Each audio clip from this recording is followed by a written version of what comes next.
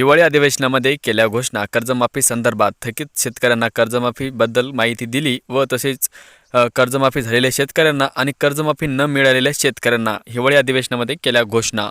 आपल्या 2 कर्जमाफी झाल्या, त्या कर्जमाफीमध्ये काही लोक त्यावेळी यादीत असूनही पात्र असूनही वंचित राहिले। अध्यक्ष महोदय, मुख्यमंत्री महोदय आणि उपमुख्यमंत्री महोदय दोन्ही यांनी मान्य केलं आहे की हे जे राहिलेले त्यांना आपण या कर्जमाफीचा लाभ देऊ, नियमित कर्जदार आहेत त्यांनाही 50,000 रुपये आपण देऊ।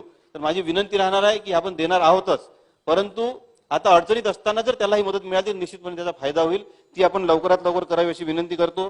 आणि अध्यक्ष महोदय, सगळ्यात महत्त्वाचा विषय, शेतकऱ्यांचा उत्पादन खर्च जास्त असल्यामुळे हा जो हमीभाव आहे तो त्याला परवडत नाही आणि हमीभावावर सगळ्या गोष्टींचा, आंतरराष्ट्रीय गोष्टी, सगळ्या गोष्टींचा प्रभाव असतो, त्याच्यामुळे त्या हमीभावात फार काही करणं शक्य राहत नाही।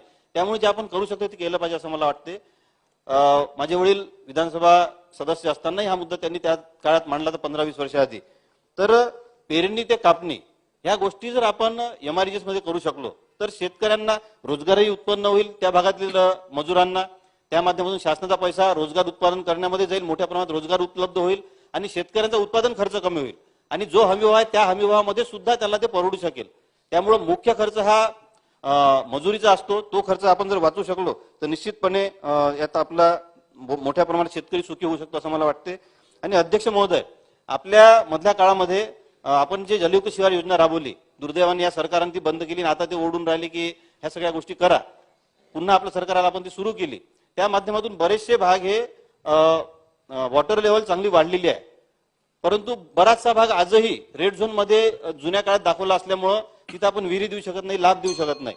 तर माझी अशी विनंती आहे की ते GSDA कडून पुनर्सर्वेक्षण करून सगळ्या भागाचं जे जे रेड झोन मध्ये आहे ते पुन्हा आले की नाही आले आपल्या ग्रीन झोन मध्ये, त्या संदर्भात आपण सर्वे करण्याची अत्यंत आवश्यकता आहे। अध्यक्ष महोदय, तर शेतकरी मित्रांनो, अशाच माहितीसाठी आपल्या YouTube चॅनलला सबस्क्राईब करायला व आपल्या शेतकरी मित्रांना शेअर करायला विसरू नका। आता पुन्हा भेटूया एका नवीन अपडेटमध्ये, तोपर्यंत जय महाराष्ट्र।